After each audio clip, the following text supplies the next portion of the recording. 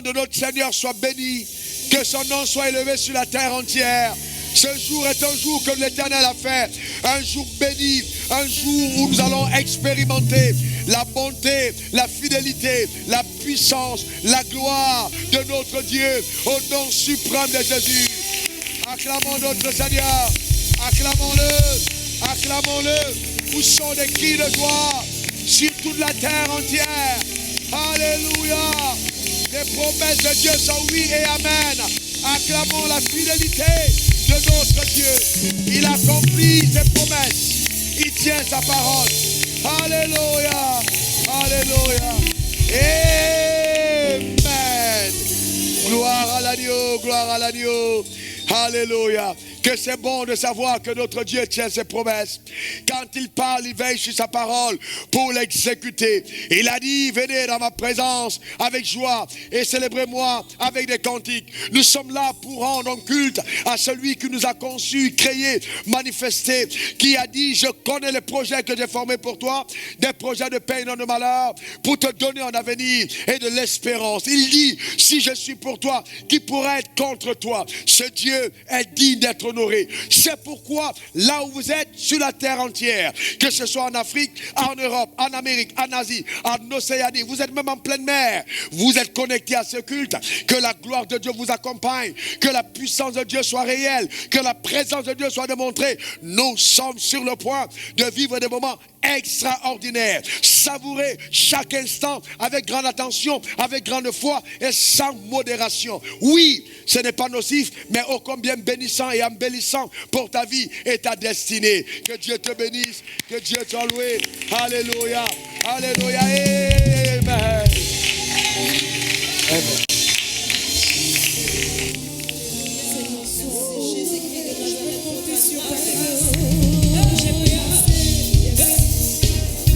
Celui qui confie sa vie à l'Éternel n'est jamais confus. Jamais, jamais, jamais, jamais.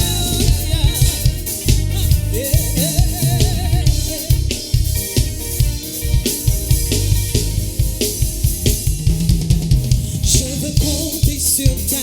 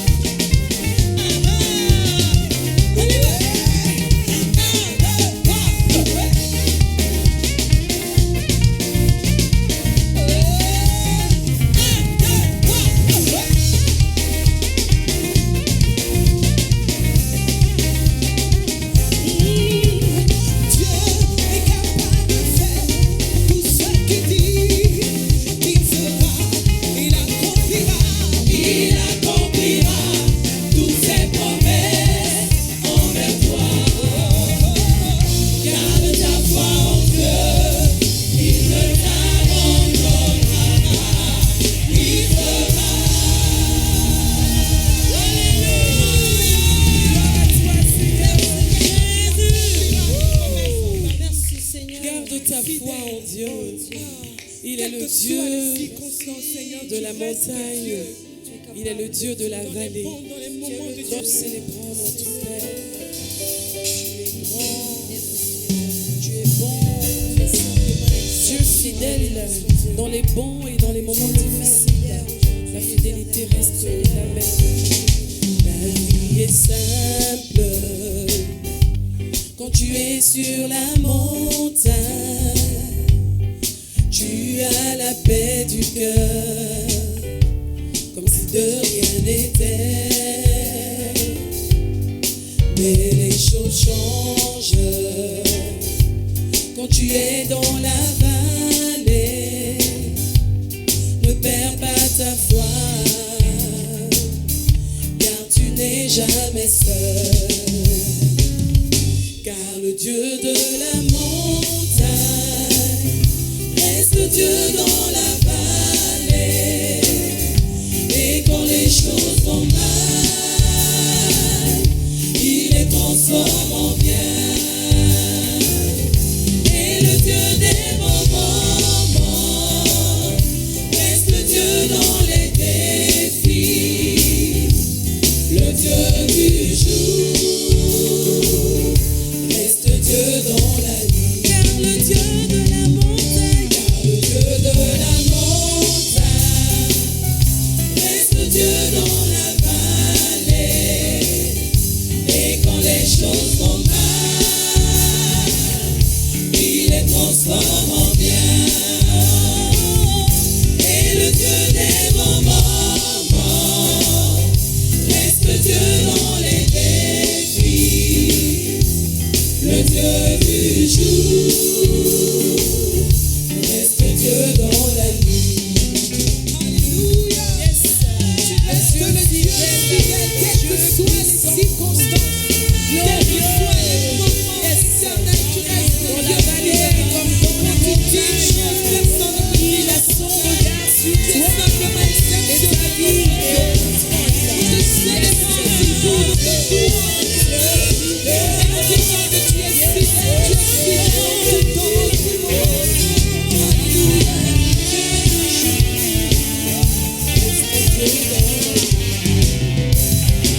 Écoute ceci, on parle de foi quand on est sur la montagne et les mots sont faciles à dire quand tout va bien et quand vient la vallée, des luttes et tentations, c'est là que ta foi sera mise à l'épreuve. Écoute bien ceci, yes.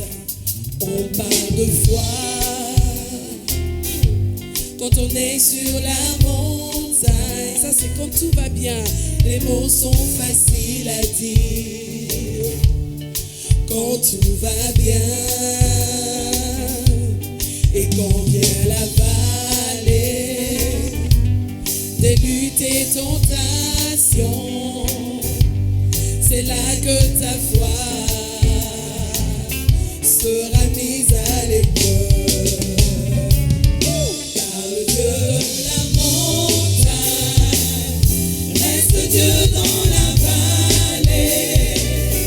Et quand les choses vont mal, il les transforme en bien.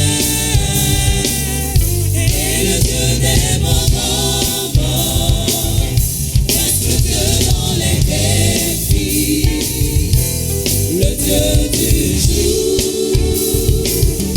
reste Dieu dans la nuit. Car le Dieu de la montagne reste Dieu dans la vallée.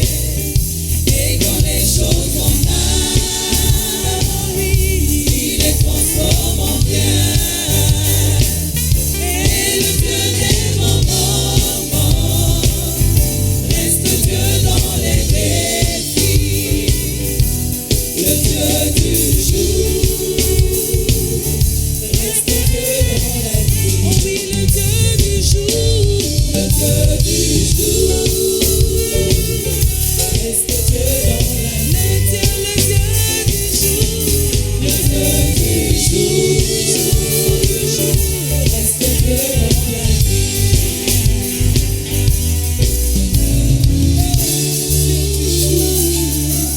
reste Dieu dans la vie.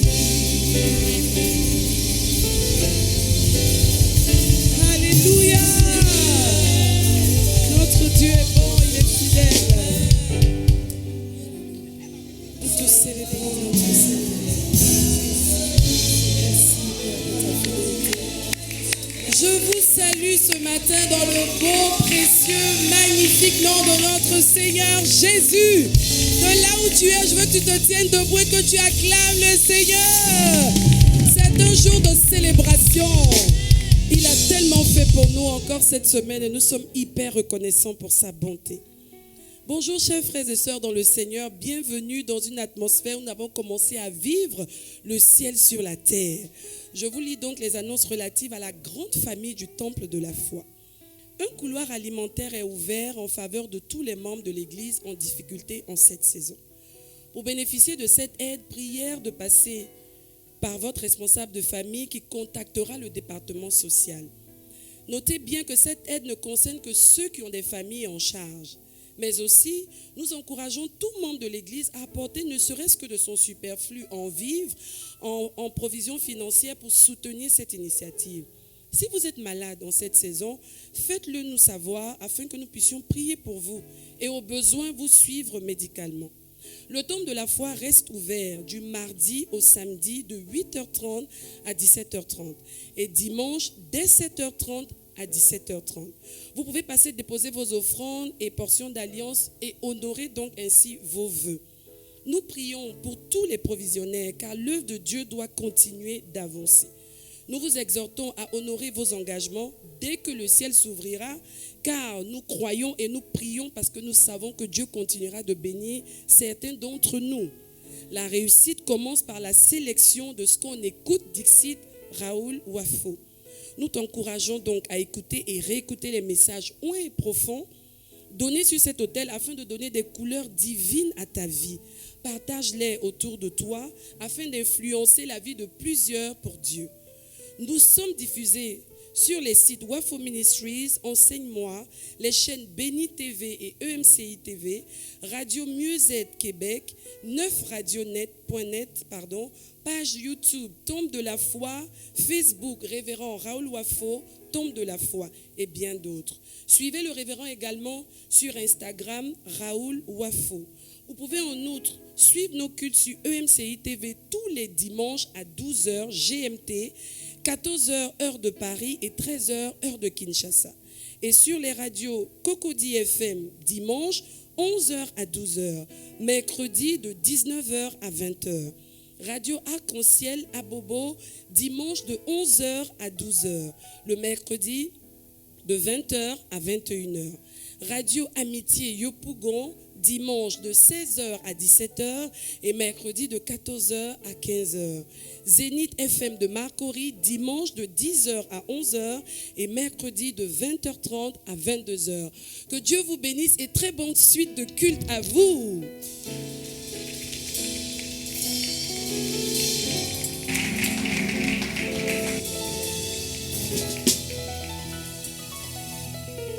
Alléluia. Nous prenons rapidement notre Bible dans Marc chapitre 12, du verset 41 à 44. Nous sommes à la révélation des fils d'Abraham. La Bible dit, Jésus s'étant assis vis-à-vis du tronc, regardait comment la foule y mettait de l'argent. Dis après moi, de l'argent. Plusieurs riches mettaient beaucoup. Il vint aussi une pauvre veuve. Elle y mit 2 pièces, faisant un quart de sou. Alors Jésus, ayant appelé ses disciples, a dit, je vous le dis en vérité, cette pauvre veuve a donné plus qu'aucun de ceux qui ont mis dans le tronc. Car tous ont mis de leur superflu, mais elle a mis de son nécessaire, tout ce qu'elle possédait, tout ce qu'elle avait pour vivre. Lorsque on lit ce passage donne l'impression que Jésus est sans cœur. Cette femme était une pauvre et elle était encore veuve. Jésus n'a pas dit non comme elle est pauvre, qu'elle n'apporte pas son offrande, mais au contraire, Jésus a encouragé par la vie de cette pauvre veuve le fait que nous devons donner malgré les circonstances pénibles avec sacrifice. Les choses étaient dures pour elle. Mais Jésus a encouragé, a même fait un séminaire à ses disciples pour leur dire, même si c'est dur, lorsqu'il est question d'apporter son offrande, son argent ou sa portion d'alliance, on doit le faire sacrificiellement. On doit le faire avec foi. On doit le faire au-delà de ce qu'on peut. Car le Dieu à qui nous apportons est fidèle. Raison pour laquelle je veux t'encourager. Toi qui me suis partout, grande famille du temple de la foi. Apporte ton offrande ce matin de façon sacrificielle. Et apporte ta portion d'alliance. Et le Dieu qui est vivant, Jésus qui a agréé cette femme, va t'agréer toi et ton offrande. Et tu recevras sa bénédiction. Apportez ainsi donc, en suivant l'instruction qui passe sur votre écran. Au nom de Jésus. Amen. Amen. Gloire à toi, Seigneur. Nous voulons te célébrer. Tu es grand, Seigneur. Non, non, je ne peux pas. Je ne peux le laisser. Yes, yes, yes. Je ne peux pas laisser Jésus. Je ne peux pas laisser Jésus. Non, non, non, je ne peux pas laisser Jésus. Il a tant fait pour moi. Je ne peux pas laisser Jésus. Éternel est mon berger, je ne manquerai de rien. Je ne manquerai de rien. Il a donné son fils pour que je sois sauvé. Pour que je sois sauvé. C'est pourquoi je le dis très haut, très fort. Je ne peux pas laisser son nom. Non, non, je suis amoureux de lui. Je ne peux pas laisser Jésus. Non, non, non, non, je ne peux pas laisser Jésus. Alléluia. Père, merci pour cette offrande que je déclare bénie au nom de Jésus. Amen. Là où tu es maintenant, tiens-toi debout avec ta portion d'alliance. Et je vais convier ici notre Père spirituel, le révérend Ralouafo, qui viendra pour nous bénir. Recevons-le avec joie et avec foi au nom de Jésus.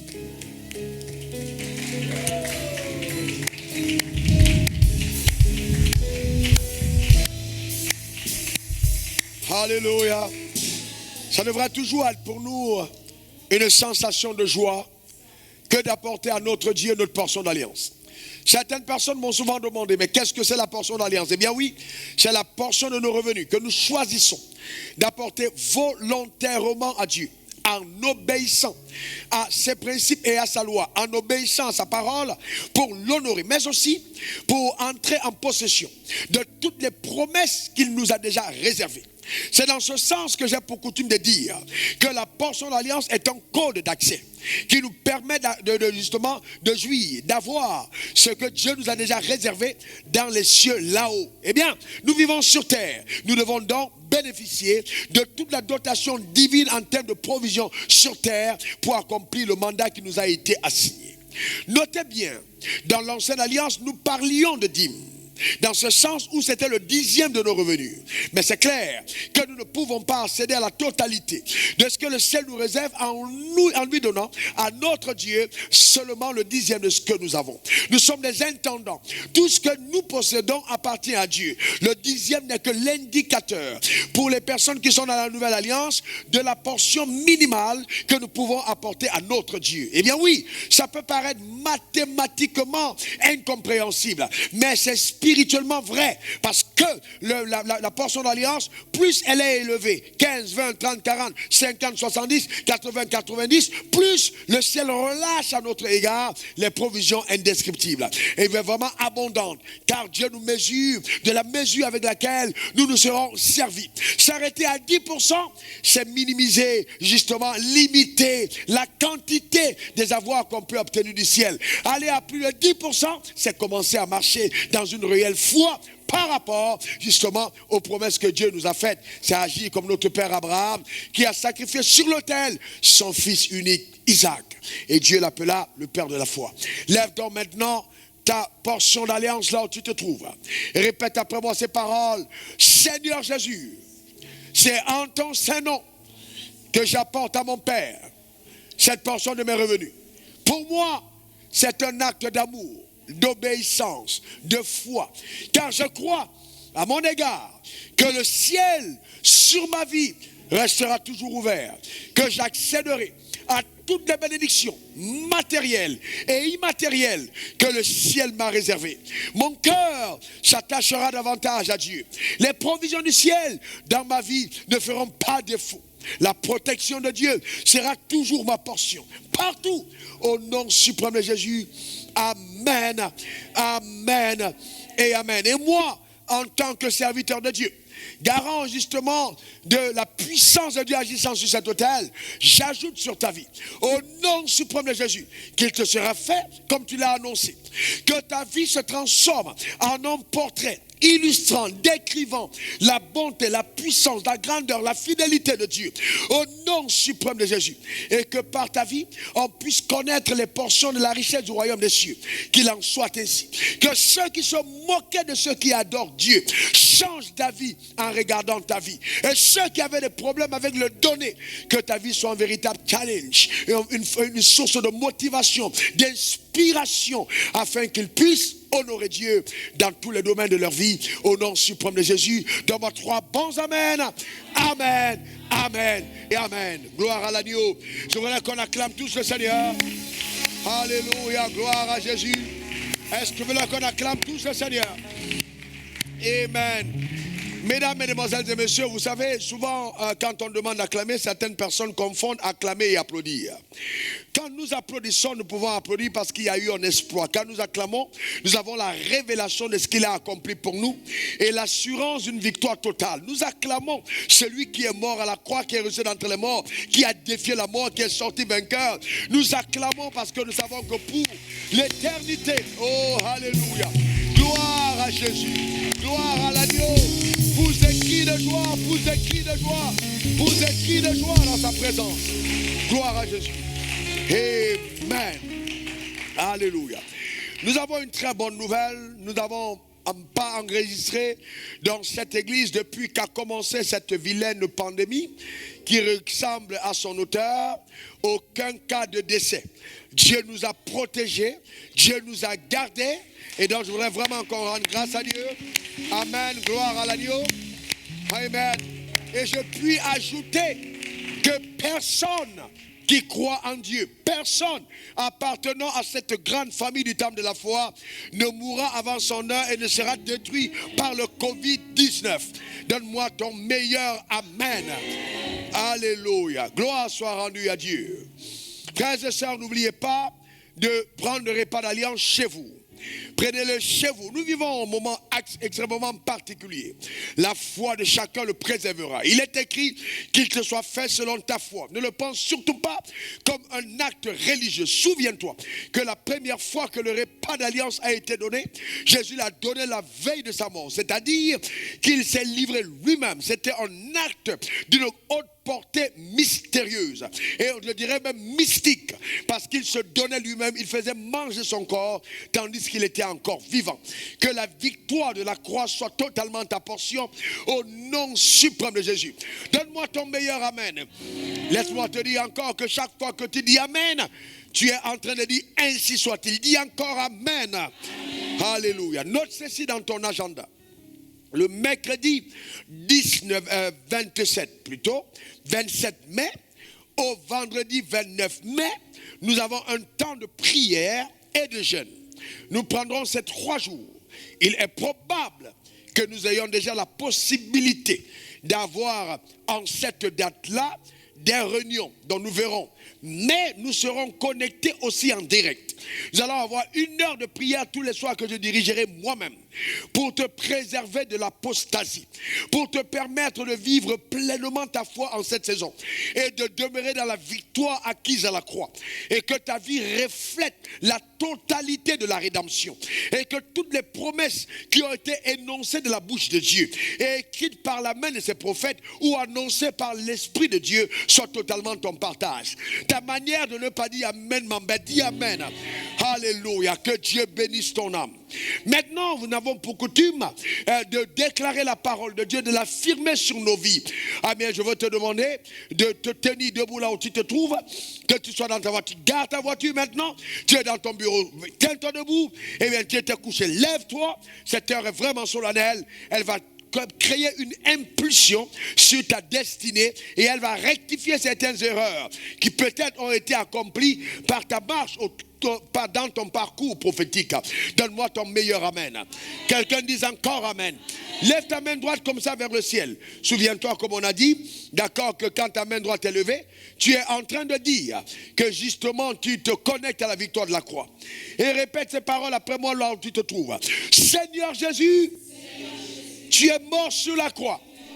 C'est pour ma vie. Tu as versé ton sang pour mes péchés.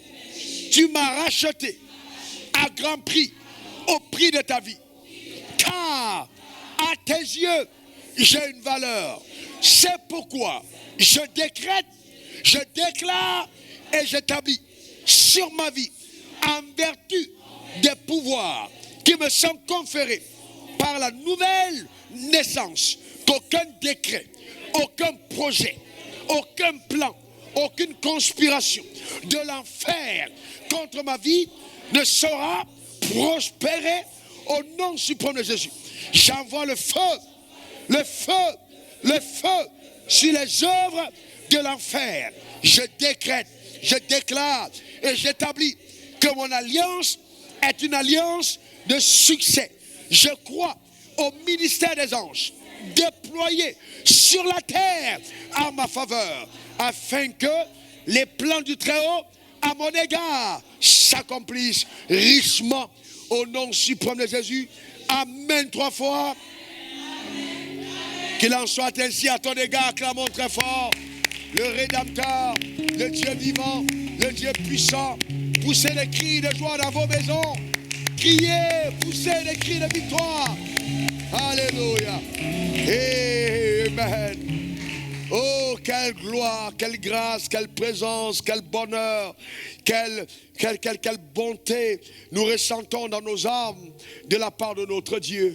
Et je voudrais vraiment que nous puissions maintenant préparer nos cœurs à recevoir la sémence incorruptible venant du saint trône de sa grâce. Oh, notre Dieu, que tu as dit, Alléluia, ribo satara baba. Alléluia, ribo sakara babo rondoro babo sotori baba baba baba. Tu m'envoies au feu. Moi je suis le sacrifice. Tu m'envoies au feu. Moi je suis le sacrifice. Tu envoies l'esprit. Et je m'ouvre à toi, Seigneur. Tu envoies l'esprit. Et je m'ouvre à toi, Seigneur. Remplis-moi, Père. Remplis-moi, Père. Remplis-moi, Père.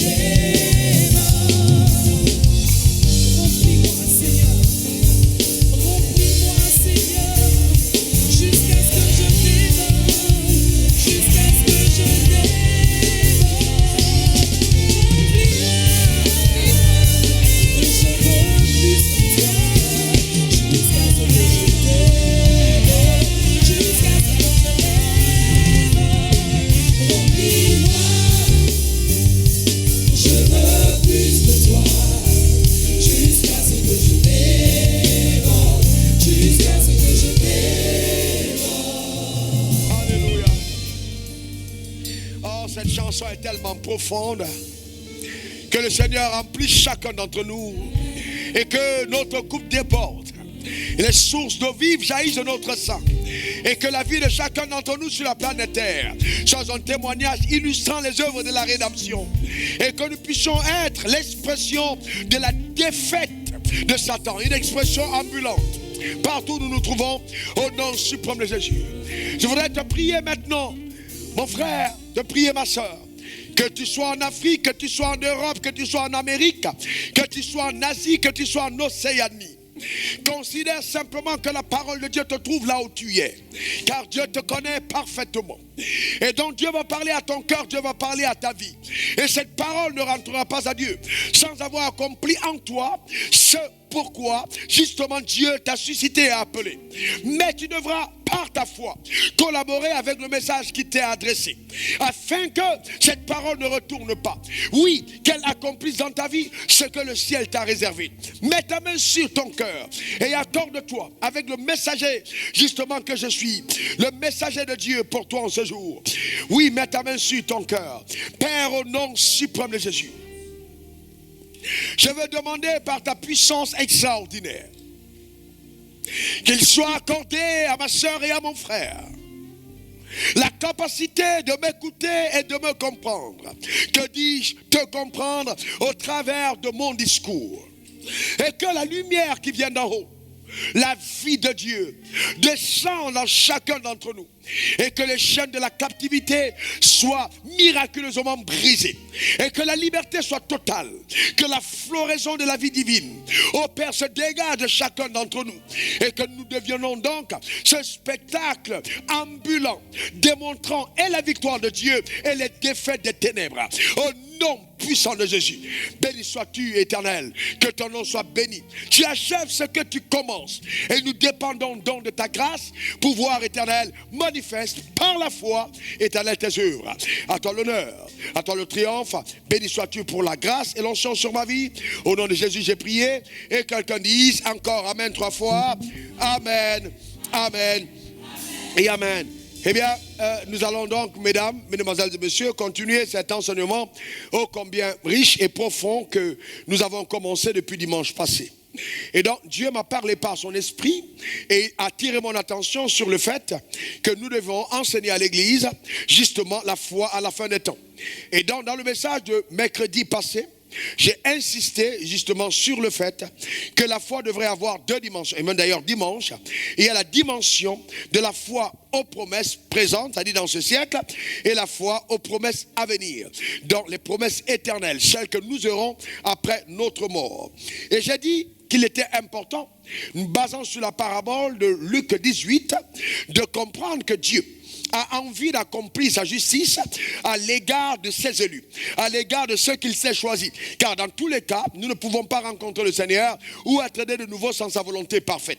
Donc toute personne née de nouveau est un élu de Dieu. Et à l'égard des élus, Dieu veut accomplir sa justice. Mais nous avons vu dans la parabole que c'est par la prière de foi, la prière insistante, qui ne s'arrête pas, qui justement sait cogner justement au trône de Dieu, cogner le trône de Dieu, mettre une demande devant le trône de Dieu, que nous accédons donc à cette manifestation des promesses dans la vie présente. Cependant, le message d'aujourd'hui va davantage nous aider, parce que la bénédiction divine, les promesses présentes peuvent être un véritable piège pour justement accéder aux promesses à venir. Donc, il ne faut pas se contenter d'être béni sur la terre, mais il faut s'assurer d'être béni dans les cieux. Et ça, c'est vraiment important, car la bénédiction terrestre est temporaire. Nous l'avons pendant le temps que nous vivons sur terre. Et quand nous mourrons, nous n'emportons rien. Nous laissons tout sur terre, car nous ne sommes que des intendants. Mais au ciel, nous avons tout pour nous, pour l'éternité. Et Jésus a dit, je m'en vais vous préparer une place. Eh bien, mesdames, mesdemoiselles et messieurs, je veux donc vraiment vous demander d'attacher vos ceintures. Dieu va parler à nos cœurs. Dieu va viser notre homme intérieur.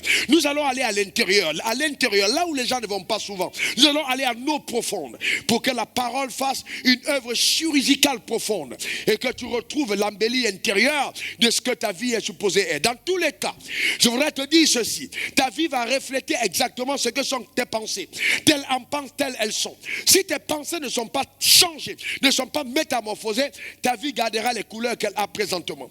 Et pour que ça change, il faut ta propre collaboration. Je voudrais donc t'inviter à prendre très au sérieux le message que tu vas entendre. Laisse-moi te dire ceci. Ce que nous vivons aujourd'hui, que nous appelons Covid-19, la pandémie mondiale, ce n'est que les prémices, justement, de tous les signes que nous allons voir ces années à venir encore, concernant l'avènement, la seconde venue de notre Seigneur. Jésus revient et il revient très bientôt.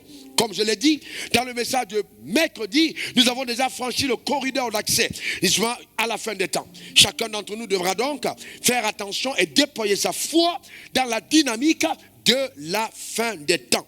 Et dans 1 Corinthiens 15, verset 19, il est écrit, si dans cette vie seulement que vous espérez en Christ, nous sommes les plus malheureux des hommes. Donc nous devons aller plus loin, aller dans l'espérance qui n'est pas une espérance charnelle, une espérance qui se limite au monde physique, une espérance présente, mais avoir aussi une attente des récompenses à venir. Pour y arriver, alors il y a 3 lois essentielles. La loi de la sélection, la loi du choix et la loi de l'écoute. Donc si tu es connecté à cet hôtel, c'est que tu as choisi d'écouter un message qui est capable de sécuriser ta destinée et te permettre d'affronter justement la fin des temps sans chavirer. Car, c'est vrai, la peur a envahi le monde, mais ceux qui vivent par la foi ne peuvent jamais être victimes des œuvres pernicieuses justement de la peur. Que Dieu vous bénisse abondamment. Donc, voyez-vous, nous allons aller en profondeur. Je vais prendre la position qui sied pour un message d'une telle profondeur et d'une telle dimension. Et je vais essayer, contrairement à mon tempérament de prédicateur de réveil, d'apporter un message calme, mais ô combien puissant, qui va venir à l'intérieur de ta vie, parler à ton propre cœur. Écoute, tu peux tromper tout le monde, mais pas Dieu. Et tu ne peux pas te tromper toi-même, car je te dis la vérité, tu te connais mieux que tout le monde. Eh bien, nous allons donc, il est important que nous comprenions ceci, nous sommes à la fin des temps. Frères et sœurs, nous y sommes à la fin des temps. Et vous voyez, à la fin des temps, les pièges de l'ennemi vont s'intensifier. Il y aura une intensification de pièges. Regardez ce que la Bible dit dans 2 Timothée 2, verset 26. Et que revenir à leur bon sens, ils se dégageront des pièges du diable. Eh bien, ça veut dire qu'il y a des pièges. Satan sent des pièges. Et qui s'est emparé d'eux pour les soumettre à sa volonté. Et donc, Satan veut que tu l'adores. Satan veut que tu appartiennes à son royaume. Satan veut être ton maître, mais il a menti. Parce que toi, tu as choisi Jésus. Il va donc essayer de tendre des pièges au cours de ta marche dans le sentier de ta destinée prophétique pour te faire chavirer et te faire faire un exit involontaire. Pour que tu te retrouves justement hors de l'autoroute de la gloire pour les sentiers non bitumés de la perdition. Que cela ne soit point ta portion au nom suprême de Jésus. J'insiste encore en vous disant ceci, frères et sœurs, que la fermeture des églises n'a pas été en fait hasardeux. D'ailleurs, même le fait que ce soit dans une église en France, qu'on ait découvert pour la première fois, ou alors en disant que c'est là-bas qu'on a découvert le Covid pour la première fois, je vous dis encore, c'était une œuvre subtile, malicieuse, perverse et orchestrée par l'enfer. Vous allez comprendre pourquoi. Vous savez, Dieu a institué l'église comme il a voulu, et il veut l'église comme il a institué. L'église doit persévérer dans l'enseignement des apôtres, dans la fraction de pain, dans la communion fraternelle et dans les prières. Donc, pour fragiliser l'église, il faut donc sortir un de ces piliers qui permet justement à l'église de croître et de se développer. Et le pilier majeur qui a été fragilisé, c'est celui de la communion fraternelle. Mais pas simplement la communion fraternelle, mais aussi le fait que certaines personnes aujourd'hui ne sont plus assis pour recevoir l'enseignement des apôtres, l'enseignement des pasteurs, des évangélistes. Nous sommes tous sur Internet, mais le danger c'est quoi? C'est que étant tous sur Internet, nous pouvons courir le risque d'écouter n'importe quoi. D'accord? Faites donc attention. Faites attention à là où va votre pouce. Cliquez simplement sur des liens capables d'apporter de l'embellie à votre vie. Vous n'êtes pas obligé d'écouter n'importe quoi. La loi de la sélection s'impose. Votre vie va ressembler à ce que vous avez sélectionné d'écouter. Et donc, faites attention. Et qu'est-ce que ça vise? Qu'est-ce que Satan vise derrière ça? Il veut fragiliser ta foi et promouvoir l'apostasie. Qu'est-ce que c'est l'apostasie? L'apostasie, c'est l'abandon de la foi. Eh bien oui, on peut commencer par la foi et puis abandonner la foi. Hébreux 10, verset 38 dit, il est écrit, d'accord, mon juste vivra par la foi. S'il se retire, mon âme ne prendra pas plaisir à lui. Ça veut dire qu'il y a possibilité de commencer par la foi et de terminer par le doute. Et que quelqu'un dise, ce n'est pas ma portion, ce n'est pas mon partage, mon nom ne sera jamais inscrit dans la liste de ceux qui ont lâché la main de Dieu. Dis-le encore, mon nom ne sera jamais inscrit sur la liste de ceux qui ont lâché la main de Dieu. Une dernière fois, mon nom ne sera jamais inscrit sur la liste de ceux qui ont lâché la main de Dieu. Ça veut dire qu'on peut bien commencer mais mal terminer. Et la Bible dit la fin d'une chose vaut mieux que son commencement. Donc l'apostasie va te mener à abandonner la foi tout simplement par diverses séductions. Et donc il est donc urgent aujourd'hui, impérieux, que dis-je, d'accord, que vraiment indispensable que chaque croyant veille sur lui-même. Veillez sur lui-même. 2 Thessaloniciens 2 verset 3. La Bible dit que personne ne vous séduise d'aucune manière. Car il faut que l'apostasie soit arrivée auparavant et qu'on ait vu paraître l'homme du péché, le fils de la perdition. 1 Timothée 4 verset 1. L'Esprit dit expressément que dans les derniers temps, quelques-uns abandonneront la foi pour s'attacher à des esprits séducteurs et à des doctrines de démons. Hébreux 3 verset 12. Prenez garde, frères. Prenez garde, frères. Prenez garde, frères.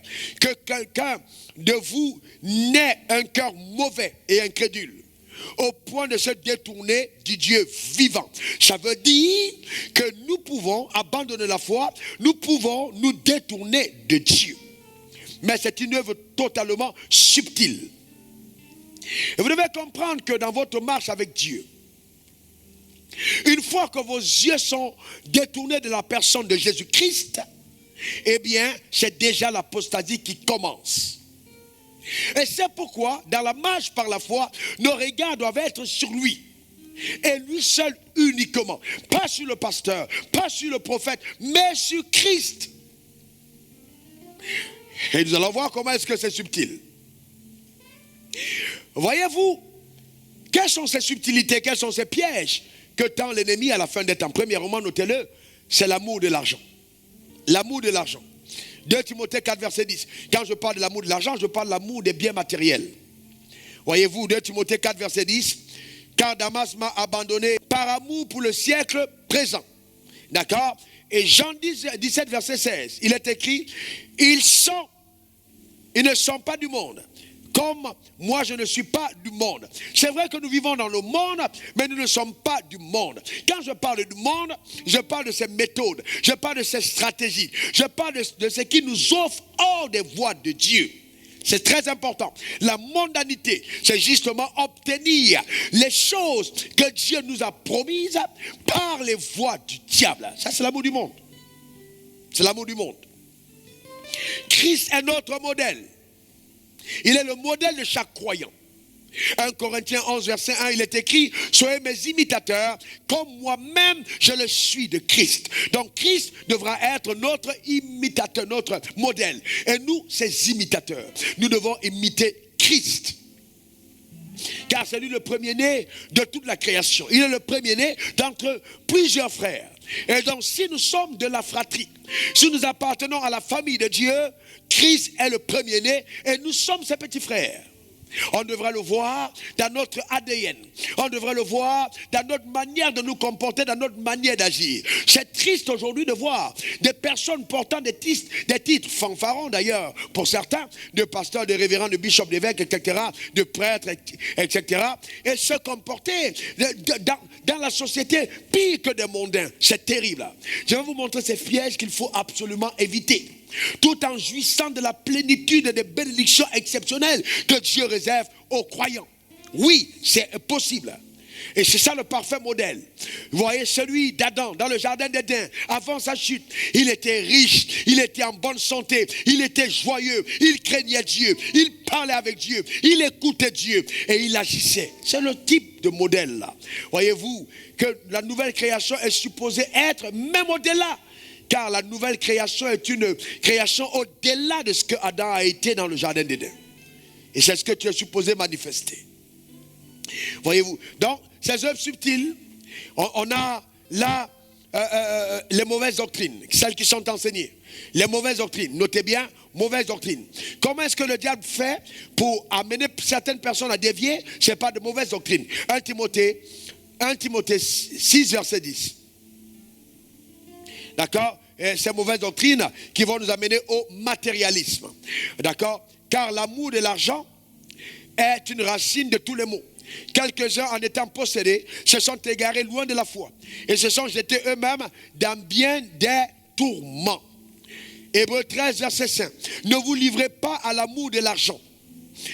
Contentez-vous de ce que vous avez. Car Dieu lui-même a dit, je ne te délaisserai point, je ne t'abandonnerai point. Voyez-vous, il y a une différence entre, voyez, un message de Dieu prêché pour amener la personne à s'attacher à Christ et à vivre pour Dieu, et un message qui prend appui sur la parole de Dieu, mais qui amène les gens à aimer le monde.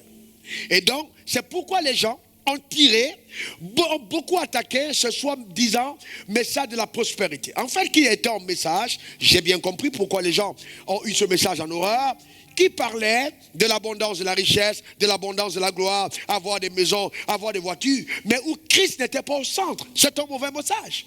Parce que dans tous les cas, Jésus lui-même, le monde lui a été présenté. Si tu te possèdes devant moi, le diable lui a dit, je te donnerai tout ce royaume, mais Jésus a refusé.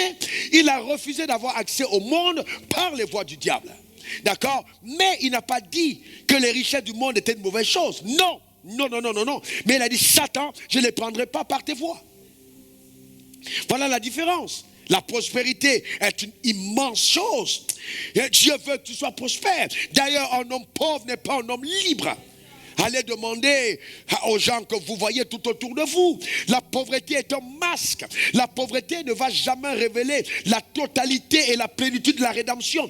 La pauvreté cache qui tu es. Cependant, la véritable richesse est celle qu'on acquiert des mains de Dieu. Car on peut avoir beaucoup d'argent mais demeurer pauvre. Et il faut donc faire attention. Et vous voyez, les personnes qui sont liées par l'amour de l'argent, elles ne savent pas rendre des services pour Dieu. Tout ce qu'ils font, argent. Ils sont à côté d'un serviteur de Dieu, argent. Ils vont épouser une femme, argent. La femme veut avoir un mari, argent. Tout ce qui a argent. Attention à la séduction. Attention, l'amour de l'argent est dangereux. Il faut aimer Dieu plus que l'argent. D'accord? C'est très important. Veille sur toi-même. Aujourd'hui, on n'a plus de croyants qui peuvent dire, pasteur, Dieu m'a mis à cœur de faire telle chose pour l'église. Et puis quand le pasteur me paye, il dit non, je ne prends pas un centime. Parce que je crains Dieu et je le fais pour Dieu. Mais on a aujourd'hui des ouvriers qui vont détourner l'argent de l'église. On a aujourd'hui des ouvriers qui vont travailler pour Dieu et qui vont surfacturer. C'est-à-dire, ils font quelque chose dans la maison de Dieu, mais la facture est plus élevée que s'ils l'avaient fait dans le monde. C'est une abomination. Il faut changer. Si tu es concerné par ce cas-là, fais attention à l'amour de l'argent. Tu es capable de te bénir, frères et sœurs. Si tu crains Dieu et que tu décides de marcher pas dans ses voies, je te garantis, l'argent ne fera jamais défaut. L'argent, voyez, la provision matérielle est déjà préstockée. J'ai dit préstockée dans le ciel avec une identité, d'accord, personnelle. C'est-à-dire c'est à toi. Personne d'autre ne pourra avoir accès à ce paquet que le ciel t'a réservé. À quoi ça sert de t'agiter de la sorte alors que Dieu peut faire pour toi des choses incroyables? Amen. C'est très important. Il faut sortir justement de l'amour de l'argent. Le deuxième message dangereux, c'est la justification par la loi. D'accord? Romains 5, versets 1 à 2. Étant donc justifiés par la foi, nous avons la paix avec Dieu, par notre Seigneur Jésus-Christ, à qui nous devons d'avoir eu par la foi accès à cette grâce, dans laquelle nous demeurons fermes, et nous nous glorifions dans l'espérance de la gloire de Dieu. Voyez-vous, dans tous nos efforts, nos sacrifices pour vraiment plaire à Dieu, sans la foi, sont vains. Et beaucoup de messages sont prêchés dans la justification par la loi. Oh, je porte un foulard. Je porte une longue robe. Oh, je m'habille simplement en chemise. Je suis un homme humble. Voilà, une apparence charnelle qui n'a rien à voir avec la beauté de la rédemption. Ce sont les œuvres de la loi. Elles sont subtiles, mais elles sont dangereuses. Voyez-vous, lisez Colossiens 2 en entier, vous allez voir. Ayant l'apparence de la piété, développant les aspects d'une foi apparente. La foi n'est pas visible à l'extérieur. Elle est d'abord une œuvre intérieure. C'est très important. N'allez pas essayer d'imiter ces gens de la Silicon Valley qui sont des agents qui ont été inspirés par l'ennemi pour pouvoir promouvoir l'intelligence artificielle et préparer un monde où l'antichrist viendra régner. Ils savent pourquoi ils adoptent certaines attitudes. Nous sommes des enfants de Dieu et notre référence, ce sont les Écritures, notre Maître, Jésus-Christ et rien d'autre. Que ce monde ne soit jamais une référence pour toi. Jamais une référence, jamais. Et comme mondain ne soit pas pris par un pasteur comme mon modèle d'exemple. Quelle que soit sa position. Honte à toi. D'accord? Voyez donc, ça c'est très important. Faisons attention à cette doctrine-là. D'accord? La deuxième chose, parce qu'il y a des doctrines qui sont purement des doctrines de Satan. Qui viennent tout droit de l'enfer. D'accord? C'est très attention. Regardez 2 Timothée 3, versets 1 à 5. Sache que dans les derniers jours, il y aura des temps difficiles. D'accord? La Bible parle de ça. D'accord? Et les derniers jours sont là. Nous sommes déjà entrés dans ces derniers jours. J'y arrive. Laissez-moi aller progressivement. J'y arrive. D'accord? Deuxième point, important, je vais revenir sur ça, sur ces messages-là.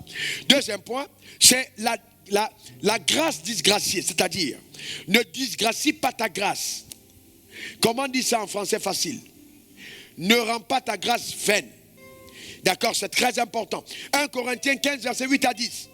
Par eux tous, il m'est apparu à moi. Après eux tous, il m'est apparu à moi. C'est l'apôtre Paul qui parle, comme à l'avorton.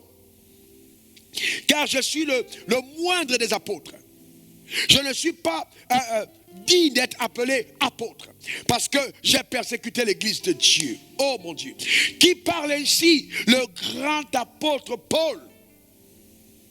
Il dit, je ne suis pas digne d'être appelé apôtre. Il comprend que l'apostolat est une grâce divine et non un moyen pour lui de démontrer aux hommes de la société qu'il est la personne la plus importante. Descends de ton piédestal d'orgueil, orgueilleux. Descends de ce piédestal. L'appel de Dieu sur ta vie n'est que l'objet de grâce. Et vous voyez, chaque fois que vous prenez pour vous le crédit des œuvres de l'Esprit, le crédit des œuvres du don du Saint-Esprit, vous courez le risque de tomber dans l'apostasie. Et l'apostasie, c'est aussi cette subtilité où nous avons des gens qui se prennent la place de Jésus-Christ lui-même. Oh, mon onction va te quitter.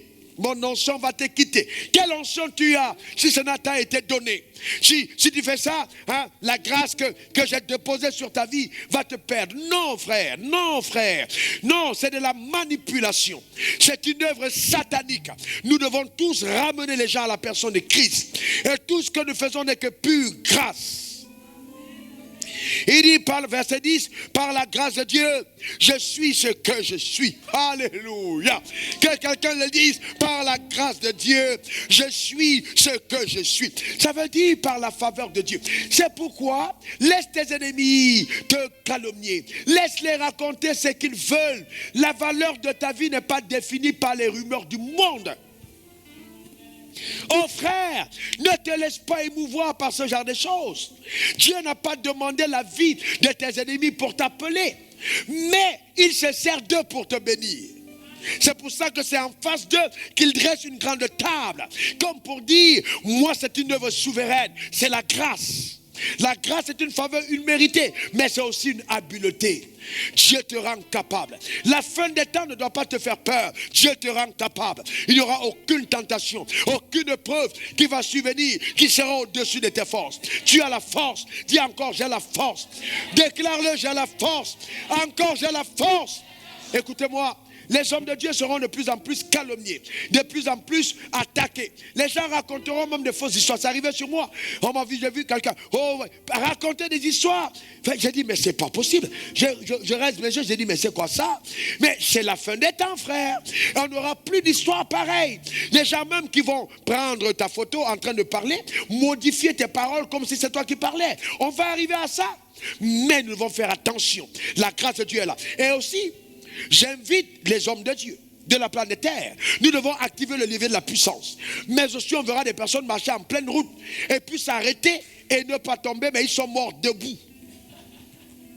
Morts debout. C'est-à-dire, bon, on dit, mais on n'a jamais vu quelqu'un mourir comme ça. Il meurt en plein carrefour en train de stopper le taxi. Ou il meurt dans sa voiture. La voiture stationne seule au parking. Il est mort dedans. Parce que nous devons montrer la confrontation de puissance. Quand Elimas, le sorcier, a voulu empêcher les voies de l'évangile, l'apôtre Paul a dit que maintenant tu tombes, tu sois aveugle. Il a été aveuglé. Sans puissance, on ne peut pas continuer d'avancer. Frères et sœurs, nous avons une puissance, celle du Saint-Esprit qui est survenue sur nous. Quelqu'un me donne le meilleur des amens. Attention frère, que ce ne soit pas pour des miettes ou même pour l'argent qu'on te promet, que tu vas venir mentir sur un homme de Dieu. Tu es en train d'hypothéquer ta destinée. Je vous le dis, notez-le maintenant, je parle sous l'onction de Dieu. Vous allez voir séchance. Vous allez voir la sécheresse véritable. Et je vous dis la vérité. Certains d'entre eux feront des messages en larmes pour demander pardon. Si ce n'est pas vrai, alors je ne prêcherai plus cet évangile. Vous allez voir de vos yeux. Nous prêchons, notre Dieu est vivant. Notre Dieu est puissant. Ce n'est pas des choses que je n'ai pas encore vues. C'est des choses que j'ai vues. Et à un moment, il y a un homme qui a écrit sur Internet, il s'est appelé l'Ecclésiaste, il a parlé de moi. 7 ans plus tard, il est venu dans mon bureau, tout était sec. Il s'est mis à genoux, il a demandé pardon. J'ai dit, va réécrire une autre histoire et dis ce que tu avais fait. Frères et sœurs, faites attention. Et vous voyez, le troisième point, c'est donc la prédication des doctrines sataniques. Écoutez-moi bien ça, je vais mettre, voyez-vous, calmez un tout petit peu. Je parle de la prédication des doctrines sataniques, mais avec l'onction du Saint-Esprit. Parce que ça, c'est assez complexe. Les gens qui prêchent des doctrines sataniques, mais avec l'onction du Saint-Esprit. Je vous pose une question. Les gens qui ont prêché la loi, jusqu'à ce que Dieu nous fasse grâce d'une découverte d'une autre dimension de l'évangile, l'ont-ils prêché avec l'onction de Dieu ou ils l'ont prêché avec l'onction du diable? C'était avec l'onction de Dieu. Mais la dimension de la révélation qu'ils avait été pervertie par le diable. Combien de gens ont connu la déchéance, ont vendu leur maison, ont arrêté les affaires, sont sortis de la politique, ont démissionné de la fonction publique parce que les pasteurs leur ont dit, sors de là, Dieu ne veut pas que tu travailles. Est-ce que ces gens n'étaient pas appelés? Si. Mais ils avaient, vous voyez, quand la lumière qui est en toi est ténèbres, alors grandes sont tes ténèbres. Parce qu'au départ, tu peux être éclairé. Mais si la lumière se change en ténèbres, l'onction de Dieu, les dons du Saint-Esprit ne vont pas te quitter. Mais le fruit de ton ministère va honorer l'enfer.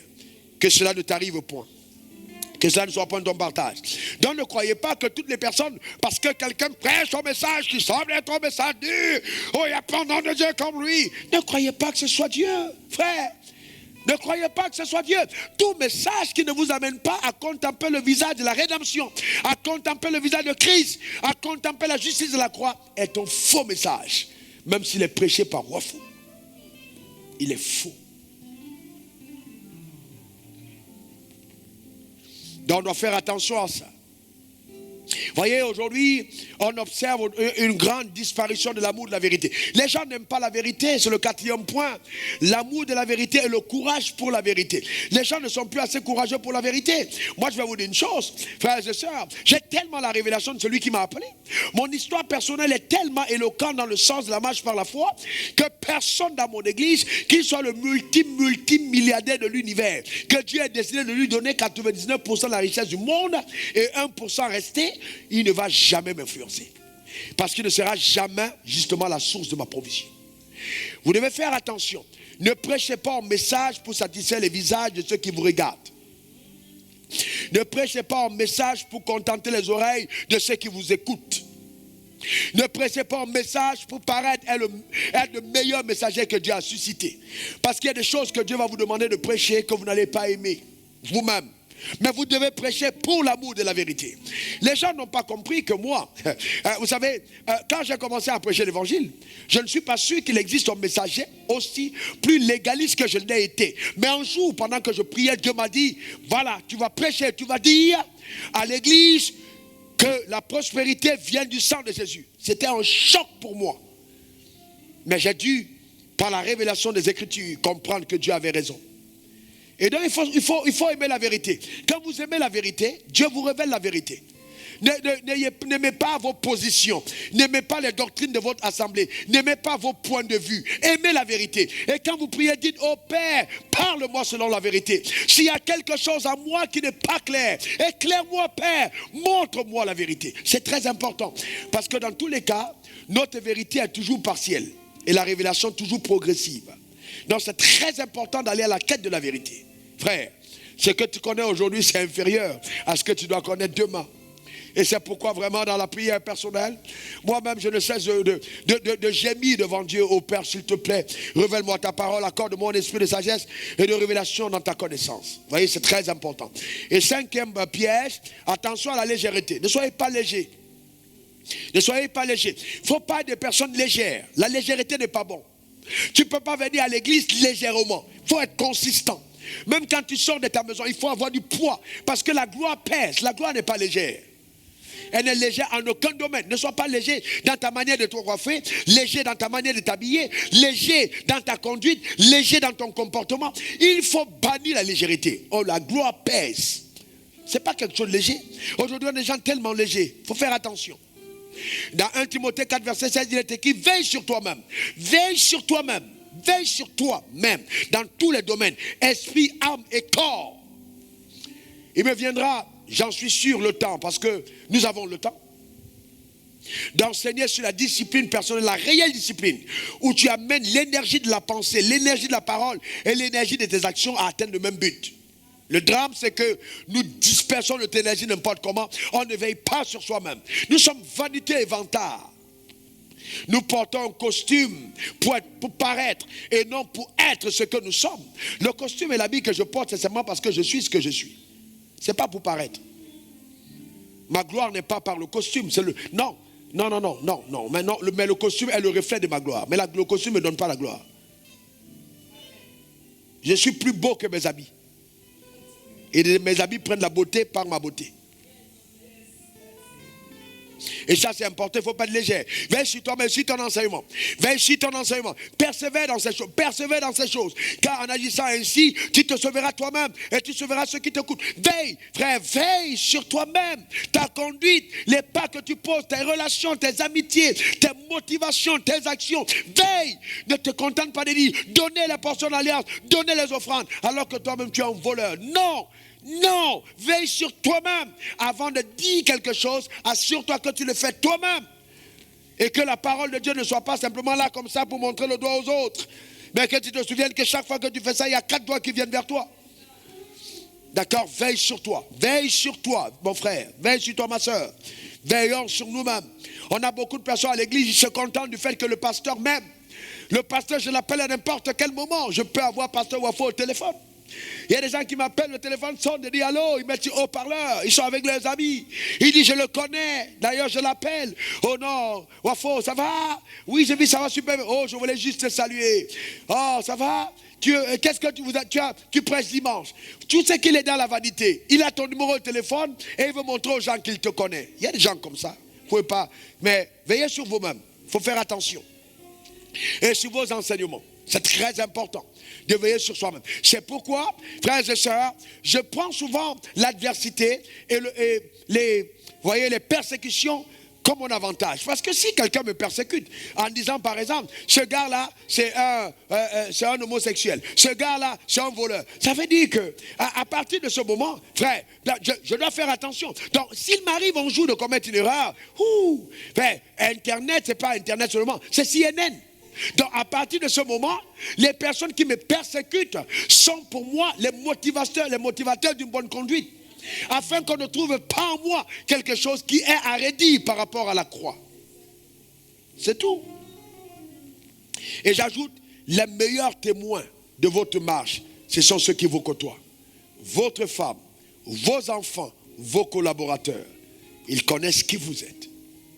Oui. Ils connaissent. Donc il faut faire attention. Quand vous voyez un homme qui prêche, et puis sa femme serre le visage, elle est en train de dire, bon, arrête de mentir. Arrête de mentir, ce que tu dis n'est pas vrai. Tu dis, il faut prier, il faut jeûner. Ta femme sait que tu ne pries pas, elle sait que tu ne jeûnes pas.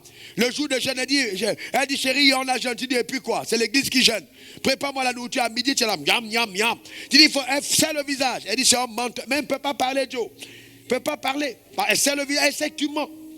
Il faut veiller sur toi-même. Amen, c'est très important. Faites attention. Les amen qu'on a souvent à l'église, là. Amen. Maintenant, il n'y a personne pour entendre tes amen. Hein. Tu es seul. Veille sur toi. Voilà, c'est ça. Si tu fais amen pour que les gens t'entendent pour penser que tu es spirituel, alors que tu es une perverse diplômée de l'école de la perversité. Amen. Hein. Même tes amens sont en brouille. C'est-à-dire, il y a des amens que tu écoutes, tu es prédicateur, ça te sort de... tu as envie de sortir de ta concentration. Des amens pervers. Amen. Donc, il faut faire attention à ça. Il faut vraiment, on doit veiller sur soi-même, frère. On doit veiller sur soi-même. Amen. C'est très important. Veillons sur nous-mêmes. 1 Corinthiens 9, verset 27. Mais je traite durement mon corps et je le tiens assujetti de peur d'être moi-même rejeté après avoir prêché aux autres. Donc vous voyez, c'est important. Je traite durement mon corps. Ça veut dire quoi? Un homme de Dieu n'est pas un glouton. Un homme de Dieu n'est pas, ou un enfant de Dieu n'est pas quelqu'un de léger. Si tu donnes à ton corps 6 repas par jour, comment tu le traites durement? Tu te réveilles, les gens se réveillent à 4 h du matin, ils boivent. 6 h du matin, ils ont le petit déjeuner. 10 h, ils sont en train de grignoter. 12 h, ils mangent. 16 h, ils grignotent. 20 h, ils mangent. 22 h, on pile le foutu banane. Tu vas aller où avec ça? Tu vas aller où avec? Il faut traiter durement ton corps. Traiter ton corps durement. Ton corps est un instrument de travail. Mais traite-le aussi parce que ton corps est l'aiguillon par lequel les puissances de la chair s'expriment pour pouvoir permettre au péché de s'exprimer. Traite durement ton corps. Un homme ou une femme qui n'aime pas jeûner a donné une opportunité au péché de prendre possession de sa destinée. Il faut faire attention. Donc, frère, veillons sur nous-mêmes.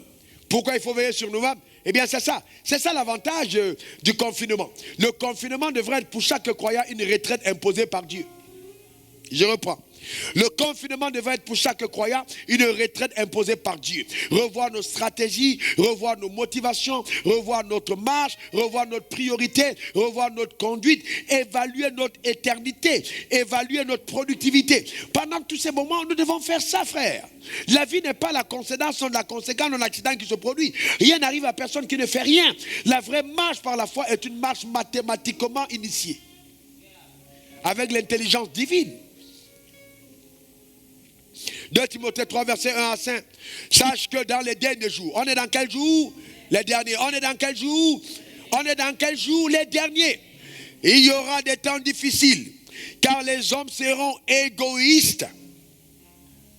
Les hommes seront égoïstes, amis de l'argent, fanfarons. Quand vous voyez égoïste, ça dit il n'aime pas donner. Un jour je priais, oh Dieu, bénis-moi, Dieu. Et puis Dieu m'a fait voir quelqu'un. Il dit, fils, il n'y a plus de plaisir à donner qu'à recevoir. Donc, au lieu de dire, il faut que quelqu'un me bénisse avec une voiture, il faut commencer à prier en disant, Dieu, fais de moi un canal afin que par moi, les gens reçoivent des voitures. Afin que par moi, les gens reçoivent des maisons. Je veux être à même de participer à la construction des temples. Je veux être à même de bâtir des édifices pour ta gloire. Je veux sponsoriser des croisades d'évangélisation. Je veux être à même de donner pour ta gloire. C'est la meilleure façon, voyez-vous, pour être délivré totalement de l'égoïsme. Et j'ai vu Dieu commencer à le faire. Donc je ne témoigne plus. Dieu m'a donné une maison. Maintenant je témoigne, j'ai donné une maison, j'ai donné 2 maisons, j'ai donné 3 maisons, j'ai donné 4 maisons. Et c'est la meilleure façon de témoigner. Car il n'y a plus de plaisir à donner qu'à recevoir. Vous savez, quand vous êtes bébé dans la marche avec Dieu, vous témoignez des choses que vous recevez. Mais quand vous commencez à grandir, vous témoignez des choses que vous faites pour Dieu. D'accord? C'est très important. C'est la maturité dans sa marche. Et la Bible dit les gens seront égoïstes, fanfarons, d'accord, hautains, blasphémateurs, rebelles à leurs parents, ingrats, 2 Timothée 3, verset 1, d'accord, blasphémateurs, verset 2, rebelles à leurs parents, ingrats, irréligieux, insensibles, déloyaux, calomniateurs, intempérants, cruels, ennemis des gens de bien, ennemis des gens de bien, ennemis des gens de bien, ennemis des gens de bien. Il y a des gens qui vont te détester parce que tu es gens de bien. Les gens de bien ont des ennemis classifiés. Voyez-vous, il ne les aime pas. Ennemis des gens de bien, traîtres, emportés, enflés d'orgueil, aimant le plaisir plus que Dieu, ayant l'apparence d'impiété, mais régnant ce qui en fait la force. Éloigne-toi de ces hommes-là. Éloigne-toi d'eux, ce que la Bible a dit. Éloigne-toi. Donc c'est clair, frères et sœurs. En lisant la Bible, nous voyons ces choses. Nous sommes à la fin des temps. Aujourd'hui, tout le monde est masqué. Président de la République, Premier ministre, vous voyez, chef de gouvernement, généraux d'armée, pasteur, révérend, prêtre, bishop, évêque, tout le monde est masqué. D'accord, l'imam est masqué, tout le monde. Pourquoi? Parce que nous nous rendons compte que l'invisible peut avoir un impact, une incidence terrible sur le visible. Qui de vous a vu le petit Covid-19? Personne. Mais il a paralysé le grand monde. Il est la célébrité actuelle. Aucun journal télévisé crédible aujourd'hui ne peut passer sans parler de lui. Le petit Covid-19. Voyez-vous? Et donc, nous devons faire attention. Donc, là, nous devons comprendre que nous sommes à la fin des temps. Si nous sommes vraiment, et que chacun d'entre nous, par l'engagement de son cœur, décide de ne pas paraître dans cette classification de 2 Timothée 3, 1 à 5. Non! Attention, le temps me manque pour vous expliquer détail après détail de tous ces mots. La déloyauté, les calomniateurs, ils sont nombreux dans l'église. Et vous allez vous rendre compte que là où il y a immoralité, il y a calomnie. Les personnes qui sont immorales aiment la calomnie. Les personnes qui calomnient sont assises sur les bancs, vous voyez, de la chair. Ce sont souvent des chrétiens charnels qui n'ont rien de consistant. Ils côtoient des gens importants. Et ils vont aller, les mêmes, c'est pour ça qu'il faut faire attention aux gens qui sont autour de vous. Ils vont aller profiter de votre proximité, de la proximité, pour commencer à dire des choses nocives. Enflé d'orgueil. Il n'y a plus d'humilité. On veut te saluer, tu es le super héros. Tu as 25 gardes de corps. Tu es super important. Frère, on te portera dans la tombe.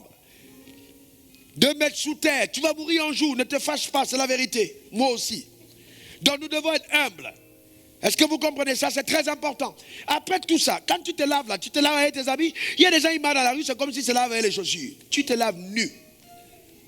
Ah ouais, tu vas aux toilettes. Donc tu vas mourir comme tout le monde. Sois humble. Sois humble. Il faut que les gens qui t'appellent, ce sont les gens importants. Ah frère, vous les ramenez dans le public. Quand c'est, oh, ah oui, monsieur le ministre, oui, monsieur le président. Souvent il ment, ce n'est pas le président. Et il est pasteur, ou bien il est frère en Christ, ou il est diacre, ou il est ancien de l'église. Tu vas aller où avec ça? Fanfaron.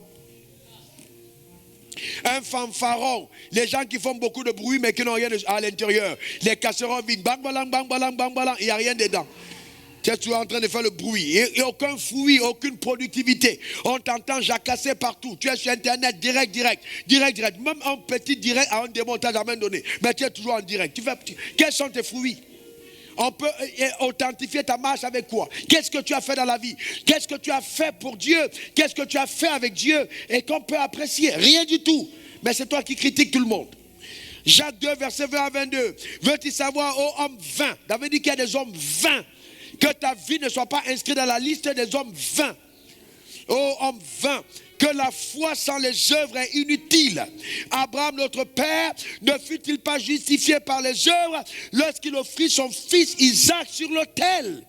Tu vois que la foi agissait avec ses œuvres et que par les œuvres, la foi fut rendue parfaite. Ça veut dire que tes œuvres qui correspondent à ton appel sont ceux qui justifient que Dieu t'a appelé. Soyons comme Christ. Il a donné sa vie. Toi, tu donnes quoi? Abraham a donné son fils. Toi, tu sacrifies quoi? Pourquoi tu penses que être un père de la foi, c'est que tout le monde te donne? Qu'est-ce que tu donnes pour le Seigneur? Qu'est-ce que tu sacrifies pour l'œuvre de Dieu? Abraham n'a pas été appelé le père de la foi à partir des choses qu'il a reçues, mais de son fils qu'il a sacrifié. Toi, tu sacrifies quoi? Ni ton temps, ni tes heures, ni rien du tout, ni ton argent. Et tu parles de la foi va toujours demander quelque chose en sacrifice. Note-le. Vous voyez, c'est très important. Livre donc le combat de la foi, frère. Livre ce combat, le vrai combat de la foi. Livre-le. À tes sur tes genoux, livre ce combat. Mais quel est ce combat-là? 1 Timothée 6, verset 12. Combat le bon combat de la foi. Saisis la vie éternelle à laquelle tu as été appelé et pour laquelle tu as fait une belle confession en présence d'un grand nombre de témoins. C'est-à-dire, livre ce combat. Livre le combat contre le mensonge, contre la cupidité, contre le vol, contre l'immoralité, la masturbation. Livre le combat. Comment tu livres ce combat? Prends des moments seuls devant Dieu et commence à crier: Père, je ne veux pas terminer mes jours comme ça. Je ne peux pas continuer de vivre comme je suis. Non, parce que dans tous les cas, si tu laisses prospérer ces choses dans ta vie, elles vont te faire chavirer, elles vont te faire tomber. Car rien qu'un peu de levain peut faire lever toute la pâte. Fais disparaître cela. Tu rends des faux témoignages. Tu mens. Débarrasse-toi de cela. Jésus n'est pas ton maître. Non, il est peut-être ton sauveur. Mais fais de lui ton Seigneur dans les combats de la foi. Car la nouvelle création dans Romains 8, verset 19, attend avec un ardent désir la révélation des fils de Dieu. Ce n'est pas des gens qui vont à l'église. Non. Ce n'est pas des diacres. Non. Ce n'est pas des pasteurs, non. La nouvelle création attend la révélation de la création, attend la révélation de la nouvelle création. La création attend la révélation de la nouvelle création. La création attend la révélation de ceux qui sont nés de nouveau.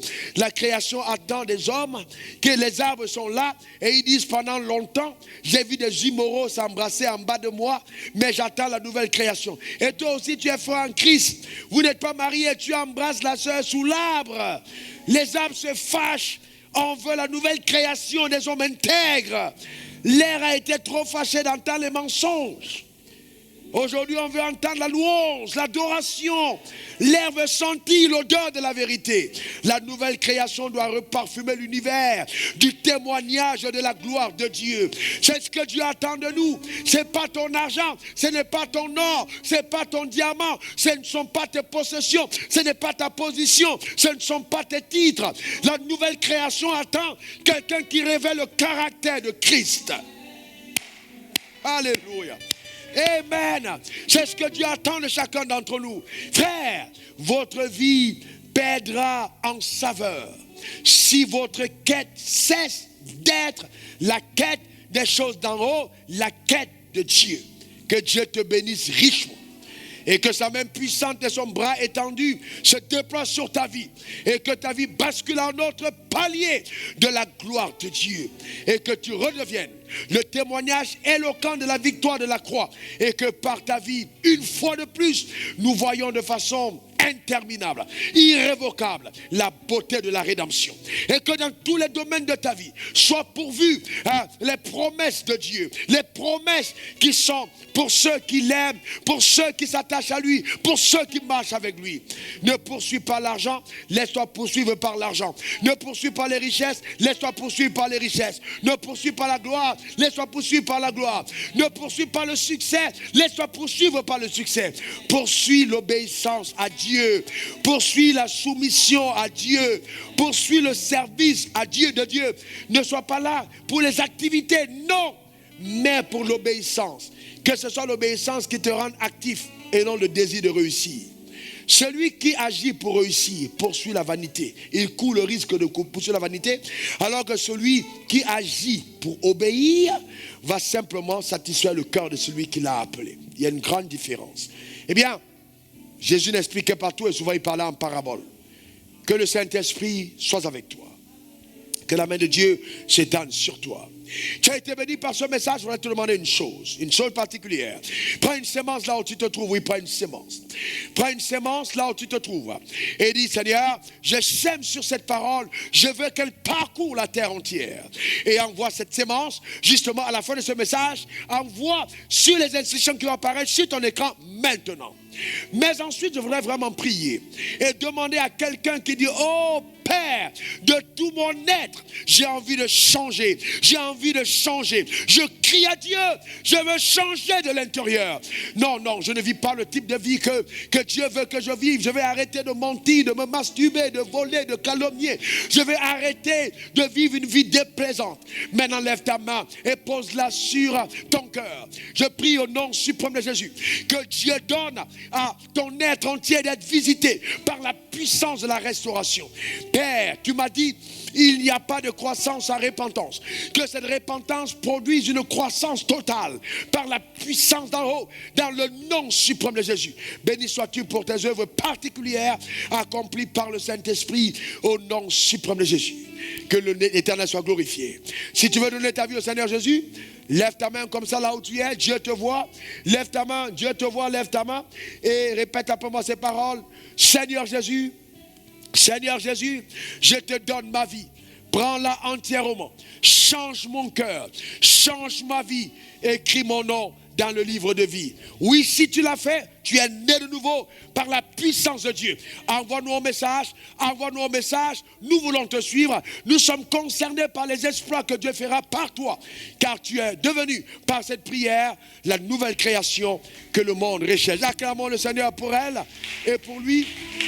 Alors plus fort que ça, partout sur la terre, acclamons là où nous sommes pour les personnes qui sont nées de nouveau par la puissance du Saint-Esprit. Béni soit le Dieu très haut au nom suprême de Jésus. Je vais prier pour maintenant ta sémence, que le Seigneur bénisse cette sémence, qu'il fasse accroître tes revenus. Si dans un jour tu as apporté à cet hôtel t'est redevable, reçois la touche de Dieu dans le nom suprême de Jésus et que tes sentiers soient aplanis par la puissance du Très-Haut. Oui, que Dieu t'introduise dans la dimension de ceux qui arrivent à jouir des avoirs du ciel sans transpirer. Que la grâce du ciel soit avec toi et que Dieu, par son habileté, travaille au travers de ta vie. Produit dans les résultats remarquables et saisit la vie éternelle. Oui, combat ce combat, accompli de laisser arrêter par rapport à toi, au nom suprême de Jésus. Demeure comblé ce lundi, mardi, mercredi, jeudi, vendredi, samedi, dimanche. Mais n'oublie pas, reconnecte-toi à cet hôtel, mercredi, à l'univers du possible. Nous t'aimons de l'amour du Seigneur. Le Seigneur et moi. Que Dieu te garde. Au revoir.